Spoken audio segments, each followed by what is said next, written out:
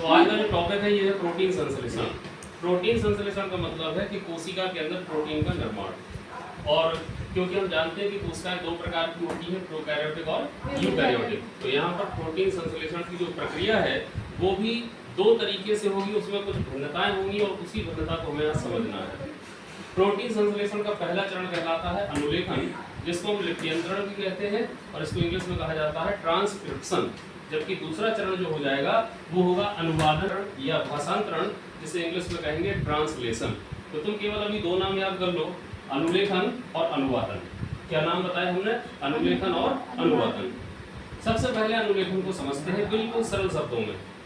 वह प्रक्रिया जिसमें डीएनए से आरएनए का निर्माण हो उसे हम अनुलेखन कहेंगे। वह प्रक्रिया जिसमें डीएनए से आरएनए का निर्माण होता है उसे हम अनुलेखन कहते हैं, और वह प्रक्रिया जिसमें आरएनए से प्रोटीन बनती है उसे हम अनुवादन या भाषांतरण कहते हैं।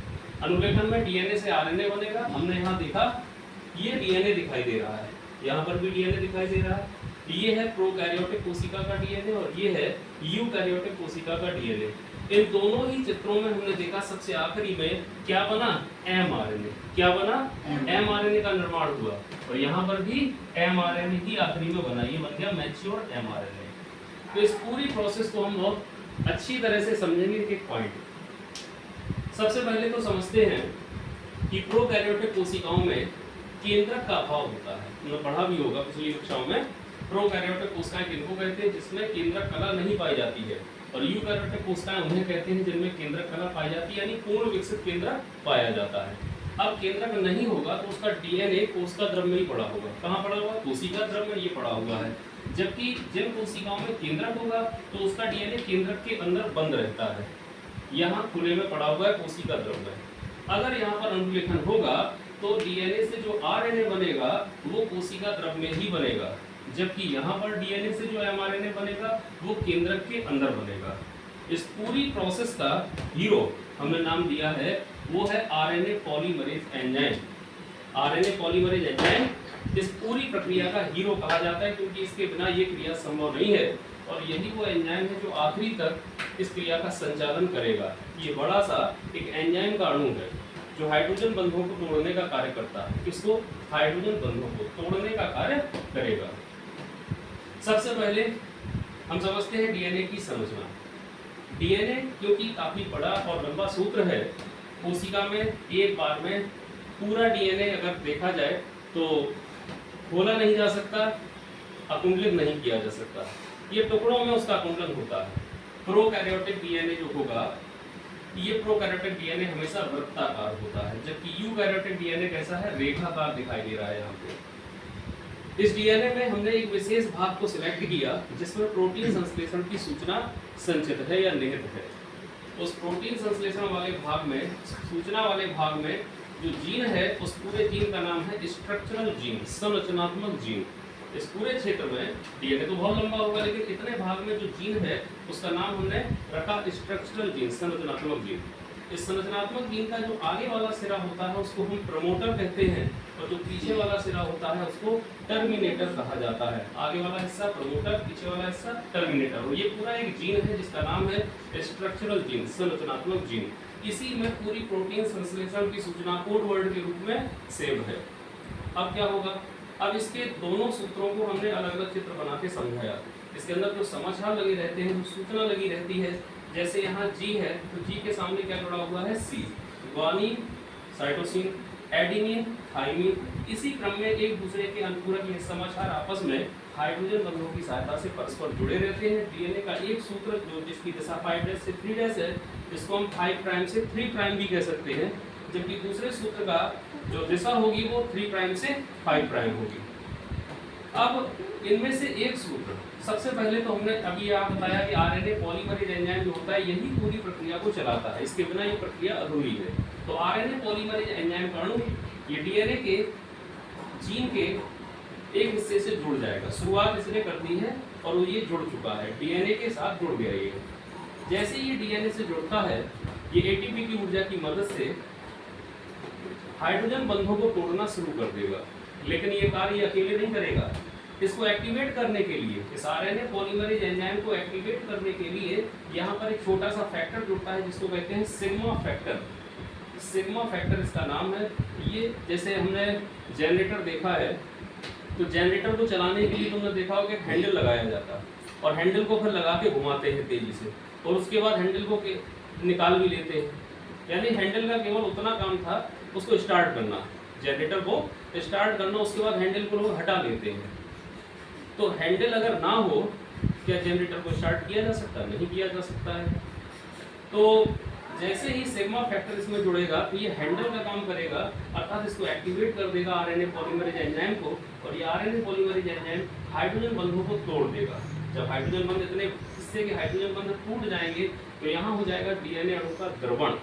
द्रवण का मतलब है कि डीएनए के हाइड्रोजन बंधों के टूटने पर दोनों सूत्रों का अलग हो जाना, इस घटना को कहते हैं द्रवण। अब जैसे ही द्रवण हुआ, दोनों सूत्र अलग अलग हो गए। इनमें से एक सूत्र की दिशा होती है 3' से 5' या 3' से 5', और दूसरे सूत्र की दिशा होती है 5' से 3'।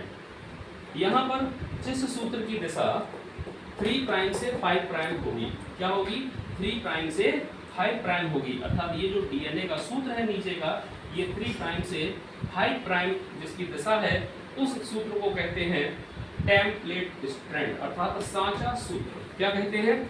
सांचा सूत्र कहते हैं। और उसके अपोजिट साइड में जो सूत्र होगा उसको नॉन टेम्पलेट अर्थात अनसांचा सूत्र कहा जाता है। ऊपर वाले सूत्र को क्या कहेंगे? अनसांचा सूत्र कहेंगे। इसके बाद इसके एक और नाम लिखे हुए हैं, टेम्पलेट स्ट्रैंड का एक और नाम लिखा नॉन कोडिंग स्ट्रैंड, और नॉन टेम्पलेट सूत्र का एक और नाम लिखा हुआ है कोडिंग स्ट्रैंड। इसको समझेंगे। हमने देखा कि जैसे ही टेम्पलेट सूत्र पर यानी सांचा सूत्र जो होता है, हमेशा उसी के ऊपर एमआरएनए अणु का संश्लेषण होगा। एमआरएनए अणु का संश्लेषण हमेशा किस सूत्र पर होगा? सांचा सूत्र अर्थात टेम्पलेट स्ट्रैंड पर होगा। अब यहाँ पर हम एमआरएनए सूत्र बनाते हैं। मान लिया यहाँ पर एक एमआरएनए सूत्र बना के दिखा रहे हैं खुद को, इसकी दिशा हो गई 3' से 5', और यहाँ पर जो समाचार लगे हैं ये हैं C T A G C G G T A और ये G G यहाँ तक। इसके ऊपर जो एमआरएनए का सूत्र बनेगा, इसमें जो समाचार होंगे उनका क्रम देख लीजिए। क्या होगा? यहाँ होगा G, क्योंकि एमआरएनए बना रहे हैं, आरएनए कोई भी हो उसमें T की जगह U होता है, तो यहाँ T है, T से A जुड़ेगा, लेकिन A से जब T जुड़ेगा तो T की जगह हम U रखेंगे। G से C जुड़ेगा, C से G जुड़ेगा, G से फिर C जुड़ेगा, यहाँ भी C जुड़ेगा, यहाँ A जुड़ेगा, यहाँ U जुड़ेगा, इसके बाद C और यहाँ पर भी C। अब जो हमने नया सूत्र बनाया है, ये सूत्र है एमआरएनए का। ये सूत्र जो नया सूत्र बना है सांचा सूत्र पर, ये है एमआरएनए का सूत्र। इसके जो कोड वर्ड हैं इसको हम यहाँ से मिलाएंगे ऊपर वाले से।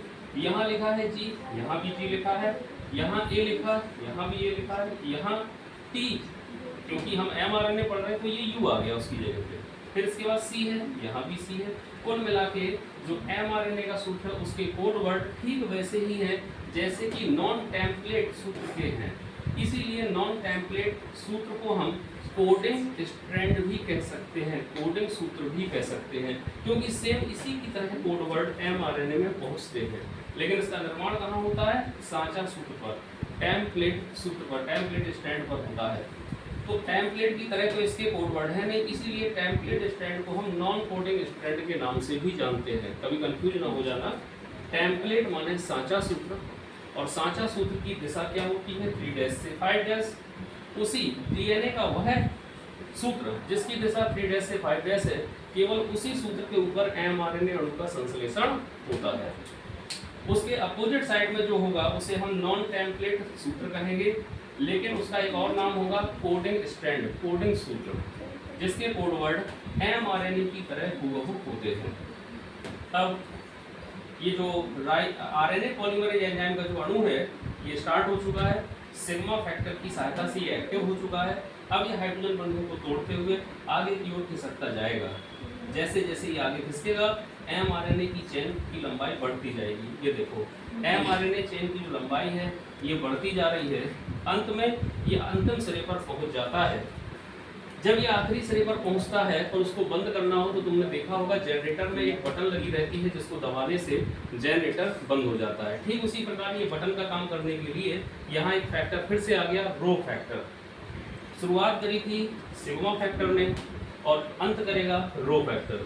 जैसे ही रो फैक्टर इस आरएनए पॉलीमरेज एंजाइम में जुड़ेगा, आरएनए पॉलीमरेज एंजाइम का अणु अलग हो जाएगा, बंद कर दिया इसने अपना काम, और डीएनए के खुले हुए सूत्रों के बीच में फिर से हाइड्रोजन बंध बन जाएंगे, डीएनए फिर से क्वाइड होकर पहले जैसा हो जाएगा।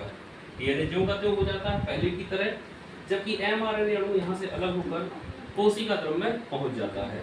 अब इस एमआरएनए की एक हमने विशेषता देखी, यहाँ हमने आगे लिखा हुआ है पॉलीसिस्ट्रोनिक एमआरएनए। पॉलीसिस्ट्रोनिक इसका मतलब हो गया कि डीएनए में यहाँ जो स्ट्रक्चरल जीन है, इस एक ही जीन में बहुत सारे सिस्ट्रॉन हैं। इस पूरे एक जीन में बहुत सारे सिस्ट्रॉन हैं, और सिस्ट्रॉन का मतलब होता है जीन की क्रियाशील इकाई। जीन की क्रियाशील इकाई को सिस्ट्रॉन कहते हैं। तो यहाँ पर प्रोकैरियोटिक डीएनए में एक जीन में कई सिस्ट्रॉन हो सकते हैं, और जब कई सिस्ट्रॉन होंगे तो वो कई अलग अलग प्रकार की पॉलीपेप्टाइड श्रृंखलाओं का संश्लेषण एक साथ कर सकते हैं। अर्थात इस एमआरएनए अणु में कई प्रकार की प्रोटीन बनाने की क्षमता मौजूद है कई सिस्ट्रॉन होने के कारण। इसलिए ऐसे एमआरएनए अणु को हम पॉलीसिस्ट्रोनिक एमआरएनए अणु कहते हैं। अब ये एमआरएनए अणु अलग हो चुका है। एमआरएनए अणु आरएनए पॉलीमरेज अलग हो गया, किसके कारण? रो फैक्टर के कारण। और इस प्रकार डीएनए से किसका निर्माण हो गया? एमआरएनए का निर्माण हो गया। इस पूरी प्रक्रिया को कहते हैं अनुलेखन, जो कि अभी हमने पढ़ा प्रोकैरियोटिक कोशिका में। यूकैरियोटिक कोशिका में डीएनए से आरएनए का निर्माण कुछ अलग तरीके से होगा। सबसे पहले डीएनए, अब डीएनए में किसी भी स्थान से हमने आरएनए पॉलीमरेज एंजाइम को जोड़ दिया, क्योंकि आरएनए पॉलीमरेज ही इस क्रिया को शुरू करेगा। आरएनए पॉलीमरेज एंजाइम का जो अणु है ये स्ट्रक्चरल जीन पर कहीं भी जुड़ गया, और जुड़ने के बाद अब वो हाइड्रोजन बंधों को तोड़ेगा और डीएनए अणु का हो जाएगा द्रवण। द्रवण का मतलब होता है डीएनए के दोनों सूत्रों का अलग हो जाना। हाइड्रोजन बंधों के टूटने पर दोनों सूत्र जब अलग हो जाए, विकृत हो जाए डीएनए, तो इसे हम कहते हैं डीएनए अणु का द्रवण या मेल्टिंग ऑफ डीएनए मॉलिक्यूल। इसके बाद अब इस पर शुरू होगा एमआरएनए अणु का संश्लेषण। जब इस पर एमआरएनए अणु का संश्लेषण शुरू होगा तो आरएनए पॉलीमरेज एंजाइम का जो अणु है वो आगे खिसकता जाएगा, और खिसकने के बाद एमआरएनए अणु की जो लंबाई है वो बढ़ती जाएगी। क्योंकि एमआरएनए अणु की जो लंबाई बढ़ती जाती है तो इस घटना को हम कहते हैं दीर्घीकरण या इलोंगेशन। जबकि शुरुआत के लिए हम सब यूज करते हैं सूत्रपात या प्रारंभन या समारंभन, इसको इंग्लिश में कहा जाता है इनिशिएशन। तो पहला चरण जो होता है वो सूत्रपात या समारंभन होता है, अर्थात इनिशिएशन होता है। इसमें हमेशा क्रिया की स्टार्टिंग होती है। जबकि जब एमआरएनए अणु की लंबाई बढ़ती जाए तो इस घटना को कहते हैं दीर्घीकरण या इलोंगेशन। इलोंगेशन में आरएनए पॉलीमरेज एंजाइम का अणु डीएनए पर खिसकता जाएगा और एमआरएनए अणु की लंबाई बढ़ती जाती है। इस एमआरएनए अणु में एक ही प्रकार का सिस्ट्रॉन होगा, इसलिए ऐसे एमआरएनए अणु को हम मोनोसिस्ट्रोनिक एमआरएनए कहते हैं। जबकि इससे पहले हमने पढ़ा था प्रोकैरियोटिक कोशिकाओं में इस एमआरएनए अणु में एक से अधिक प्रकार के सिस्ट्रॉन खंड मौजूद थे, अर्थात ये अकेले ही कई प्रकार की प्रोटीन बना सकता था। इसलिए ऐसे एमआरएनए अणु को हमने नाम दिया था पॉलीसिस्ट्रोनिक। पॉली का मतलब होता है ज्यादा, कई सिस्ट्रॉन। यहाँ पर केवल एक ही सिस्ट्रॉन है, अर्थात ये एमआरएनए अणु केवल एक ही प्रकार की प्रोटीन बना सकता है। इसे हम मोनोसिस्ट्रोनिक एमआरएनए कहते हैं।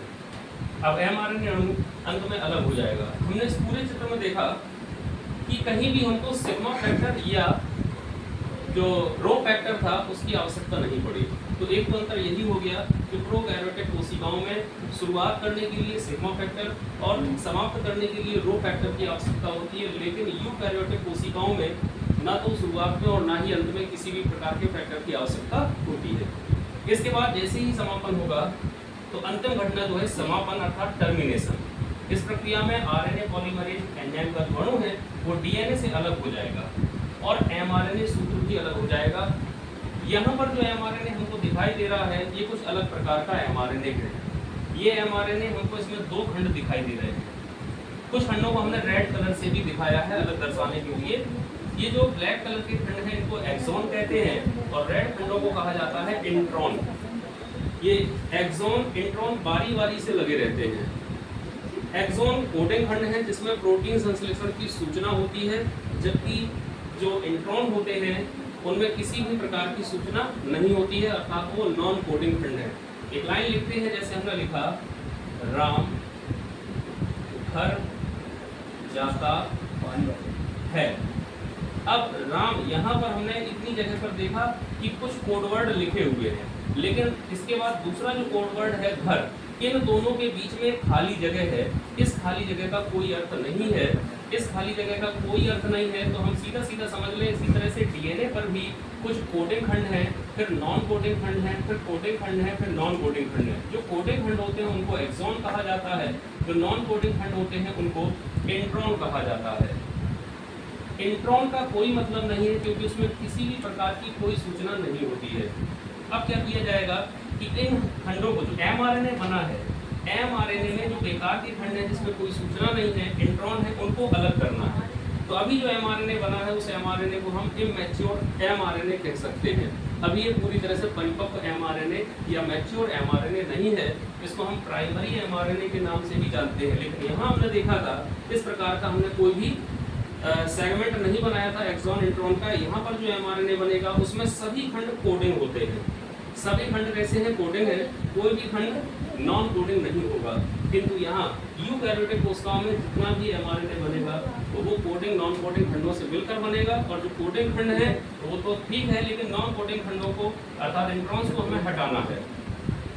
ऐसा एमआरएनए जिसमें कोडिंग और नॉन कोडिंग खंड दोनों बारी बारी से लगे रहते हैं, हम इसको नाम देते हैं HNRNA, हेट्रोजीनस न्यूक्लियर आरएनए, अर्थात विषमांगी केंद्रकीय आरएनए। विषमांगी केंद्रकीय आरएनए, विषमांगी इसलिए क्योंकि इसमें जो सेगमेंट है वो अलग अलग प्रकार के सेगमेंट जुड़े हुए हैं, एक्सॉन और इंट्रॉन। इसके बाद क्या होगा, यहाँ 3 एंजाइम काम करेंगे। ये 3 एंजाइम कौन कौन से हैं? राइबोन्यूक्लियेज पी, लाइगेज और न्यूक्लियेज। ये 3 एंजाइम है। सबसे पहले राइबोन्यूक्लियेज पी का हम काम समझते हैं। तो राइबोन्यूक्लियेज पी जो एंजाइम होगा ये एक्सॉन और इंट्रॉन खंडों को काट देगा, इन खंडों को अलग अलग कर देगा। इसके बाद लाइगेज एंजाइम जो होगा वो सभी कोडिंग खंडों को आपस में जोड़ देगा। एक्सॉन एक्सॉन एक्सॉन आपस में जोड़ दिए जाएंगे और इंट्रॉन को अलग कर दिया जाएगा। यहाँ देखो अगले चित्र में, ये हमने रेड कलर से जो बनाया था नॉन कोडिंग खंडों को, ये अलग हो गए, सभी इंट्रॉन अलग कर दिए। ये राइबोन्यूक्लियेज पी एंजाइम का काम था। लेकिन सभी एक्सॉन जो खंड थे, कोडिंग खंड, उनको आपस में जोड़ना है, तो जोड़ने के लिए अब आएगा लाइगेज एंजाइम। लाइगेज एंजाइम सभी कोडिंग खंडों को आपस में जोड़ देगा, और न्यूक्लियेज एंजाइम जो होगा ये सभी नॉन कोडिंग खंडों को बाद में नष्ट कर देगा। जो भी नॉन कोडिंग खंड बचे थे इंट्रॉन जो अलग कर दिए गए थे उनको नष्ट करने का काम कौन करेगा? न्यूक्लियेज एंजाइम करेगा। अंत में देखा कि एक मैच्योर एमआरएनए बनके तैयार हो चुका है, जबकि यहाँ पर हमने देखा जो एमआरएनए बना था वो पूरी तरह से मैच्योर था, उसमें नॉन कोडिंग खंड थे ही नहीं, सभी खंड कोडिंग थे। तो अगर पूछा जाए कि प्रोकैरियोटिक और यूकैरियोटिक कोशिका के अनुलेखन क्रिया में क्या अंतर है, कोई 2-4 अंतर अभी बता देते हैं हम। पहला अंतर तो ये हो जाएगा कि इसमें जो एमआरएनए बनता है उस एमआरएनए अणु में, जहाँ हम डीएनए की बात करें तो इस जीन में कई सिस्ट्रॉन हो सकते हैं, अर्थात इतना खंड ये कई प्रकार की पॉलीपेप्टाइड श्रृंखलाओं के निर्माण की सूचना रखता है। इसमें कई सिस्ट्रॉन है और इससे जो एमआरएनए बनता है वो पॉलीसिस्टोनिक एमआरएनए कहलाता है। जबकि यूकैरियोटिक कोशिकाओं में जो डीएनए है उसके एक जीन में, स्ट्रक्चरल जीन में केवल एक ही सिस्ट्रॉन होता है और उससे बनने वाले एमआरएनए को हम मोनोसिस्टोनिक एमआरएनए कह सकते हैं, अर्थात ये केवल एक ही प्रकार की प्रोटीन का संश्लेषण कर सकता है। दूसरा हमें अंतर दिखाई दे रहा है कि इस प्रक्रिया में केवल 3 चरण हैं। अब 3 चरण समझते हैं कैसे हैं। यहाँ देखो 1 नंबर का एरो ये लगा हुआ है, दूसरे नंबर पर ये लगा हुआ है और तीसरा एरो ये लगा, लेकिन चौथे वाले में उस तरफ लगा हुआ है एरो, यहाँ नहीं लगा हुआ है। पहले चरण का नाम है सूत्रपात, इनिशिएशन, अर्थात दोनों तरफ स्टार्टिंग जब होती है तो इसको कहते हैं सूत्रपात। दोनों तरफ जब एमआरएनए की चेन की लंबाई बढ़ती जाती है तो इसको कहते हैं दीर्घीकरण, इलॉन्गेशन।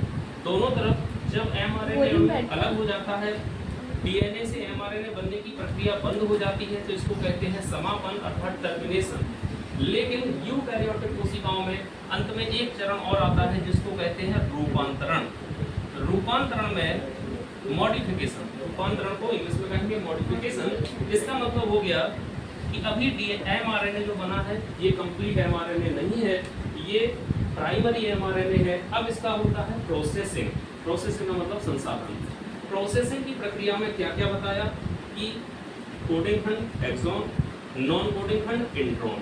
नॉन कोडिंग खंडों को काट के हटाना है। तो कोडिंग से नॉन कोडिंग खंडों को काट कर हटाने का काम करता है राइबोन्यूक्लियेज की एंजाइम। दूसरा एंजाइम आएगा लाइगेज। ये सभी कोडिंग खंडों अर्थात एक्सॉन को परस्पर जोड़ने का काम करेगा। और आखिरी में न्यूक्लियेज एंजाइम होता है जो सभी नॉन कोडिंग खंड अर्थात इंट्रॉन्स को नष्ट करने का काम करता है और एक परिपक्व mRNA अर्थात मैच्योर mRNA बनकर तैयार हो जाता है। इस पूरी प्रक्रिया को कहते हैं अनुलेखन या लिप्यंतरण। तो mRNA जब ये बन जाता है, mRNA का प्रोसेसिंग शुरू होगा। इस प्रक्रिया में एक्सॉन इंट्रॉन दोनों अलग हुए। इंट्रॉन को बाद में नष्ट कर दिया जाएगा जबकि एक्सॉन आपस में जोड़ दिए जाएंगे। अब जैसे ही ये जोड़ दिए जाते हैं और इन खंडों को अलग कर दिया जाता है तो इस पूरी घटना को कहते हैं स्प्लाइसिंग। खंडों को काट के अलग करना स्प्लाइसिंग कहलाएगा और एक्सॉन को आपस में जोड़ देना। जब mRNA बन के तैयार होने लगेगा तो उस समय 5' सिरे पर, जिसको 5' भी बोलते हैं, यहाँ पर मिथाइल ग्वानोसिन ट्राइफॉस्फेट इसका एक समूह जुड़ जाएगा और 3' या 3' पर पॉली ए का मतलब हो गया यहाँ पर एडिनिन, बहुत सारे एडिनिन, लगभग 200 से 300 एडिनिन समूह यहाँ पर जुड़ जाएंगे, समाचार जुड़ जाएंगे। तो जब यहाँ पर मिथाइल ग्वानोसिन ट्राइफॉस्फेट जुड़ता है तो इसके जुड़ने की इस प्रक्रिया को कहते हैं कैपिंग। और पॉली ए एक पूंछ के रूप में एक लंबी सी चेन बना लेता है तो इस घटना को कहते हैं टेलिंग। तो कैपिंग, टेलिंग और बीच में जो खंडों का टूटना है इसे कहते हैं स्प्लाइसिंग। 3 घटनाएं यहाँ पर होती हैं, तब जाके एक मैच्योर mRNA तैयार होता है।